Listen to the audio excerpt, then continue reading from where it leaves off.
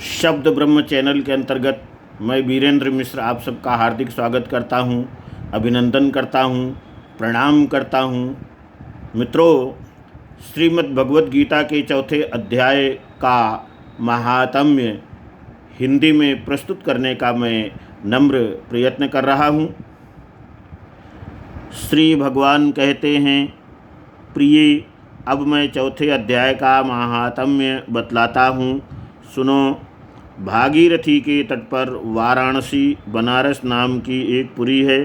वहाँ विश्वनाथ जी के मंदिर में भरत नाम के एक योगनिष्ठ महात्मा रहते थे, जो प्रतिदिन आत्मचिंतन में तत्पर हो आदरपूर्वक गीता के चतुर्थ अध्याय का पाठ किया करते थे। उसके अभ्यास से उनका अंतःकरण निर्मल हो गया था। वे शीत उष्ण आदि द्वंद्वों से कभी व्यथित नहीं होते थे। एक समय की बात है, वे तपोधन नगर की सीमा में स्थित देवताओं का दर्शन करने की इच्छा से भ्रमण करते हुए नगर से बाहर निकल गए। वहाँ बेर के 2 वृक्ष थे। उन्हीं की जड़ में वे विश्राम करने लगे। एक वृक्ष की जड़ में उन्होंने अपना मस्तक रखा था और दूसरे वृक्ष के मूल में उनका एक पैर टिका हुआ था। थोड़ी देर बाद जब वे तपस्वी चले गए, तब बेर के वे दोनों वृक्ष 5 ही 6 दिनों के भीतर सूख गए। उनमें पत्ते और डालियां भी नहीं रह गईं। तत्पश्चात वे दोनों वृक्ष कहीं ब्राह्मणों के पवित्र गृह में 2 कन्याओं के रूप में उत्पन्न हुई। वे दोनों कन्याएं जब बढ़कर 7 वर्ष की हो गईं, तब एक दिन उन्होंने दूर देशों में घूमकर आते हुए भरत मुनि को देखा।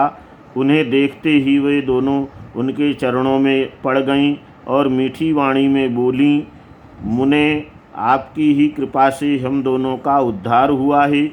हमने बेर की योनि त्याग कर मानव शरीर प्राप्त किया है। उनके इस प्रकार कहने पर मुनि को बड़ा विस्मय हुआ।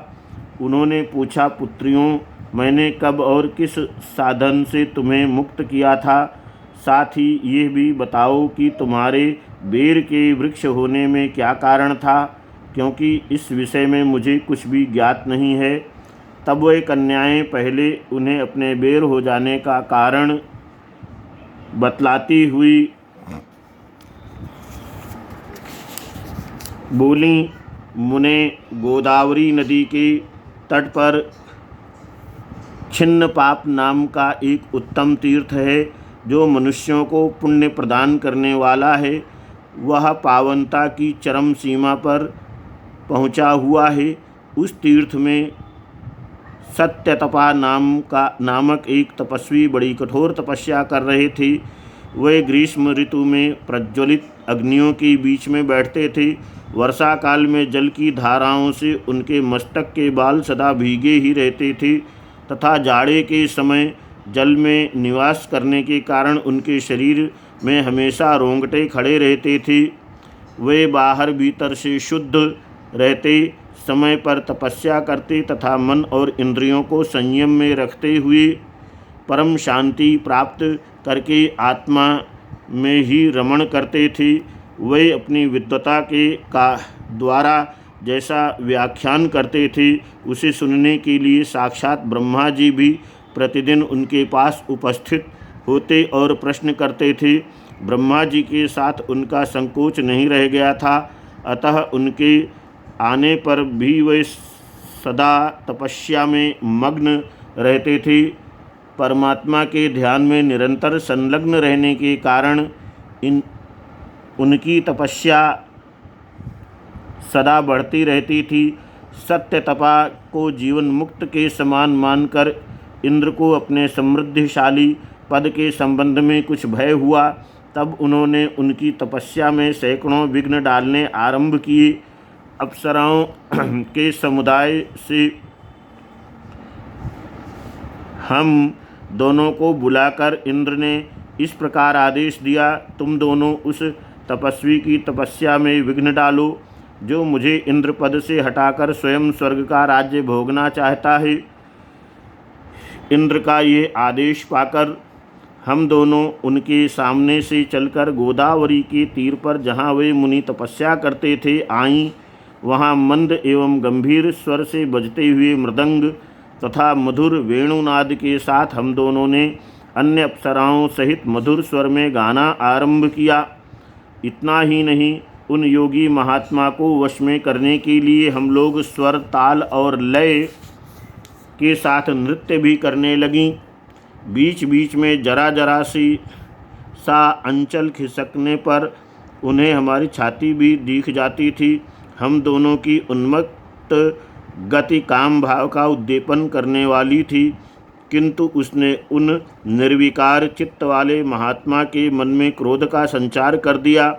तब उन्होंने हाथ से जल छोड़कर हमें क्रोधपूर्वक शाप दिया, अरे तुम दोनों गंगा जी के तट पर बेर के वृक्ष हो जाओ। यह सुनकर हम लोगों ने बड़ी विनय के साथ कहा, महात्मन, हम दोनों पराधीन थीं, अतः हमारे द्वारा जो दुष्कर्म बन गया है उसे आप क्षमा करें। यूँ कहकर हमने मुनि को प्रसन्न कर लिया। तब उन पवित्र चित्त वाले मुनि ने हमारे शापोद्धार की अवधि निश्चित करते हुए कहा, भरत मुनि के आने तक ही तुम पर यह शाप लागू होगा। उसके बाद तुम लोगों का मर्त्य लोक में जन्म होगा और पूर्व जन्म की स्मृति बनी रहेगी। मुने, जिस समय हम दोनों बेर वृक्ष के रूप में खड़ी थीं, उस समय आपने हमारे समीप आकर गीता के चौथे अध्याय का जप करते हुए हमारा उद्धार किया था, अतः हम आपको प्रणाम करते हैं। आपने केवल शाप से ही नहीं, इस भयानक संसार से भी गीता के चतुर्थ अध्याय के पाठ द्वारा हमें मुक्त कर दिया। श्री भगवान कहते हैं, उन दोनों के इस प्रकार कहने पर मुनि बहुत ही प्रसन्न हुए और उनसे पूजित हो विदा लेकर जैसे आए थे वैसे ही चले गए।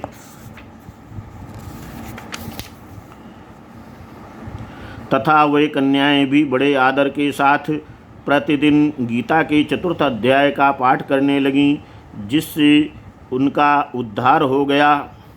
मित्रों, यहाँ पर श्रीमद् भगवद गीता के महात्म्य का चतुर्थ अध्याय पूर्ण होता है। आपको ये प्रस्तुति कैसी लग रही है? अपने अमूल्य विचार हम तक अवश्य प्रेषित करें। व्हाट्सएप नंबर इस प्रकार है 9898282385।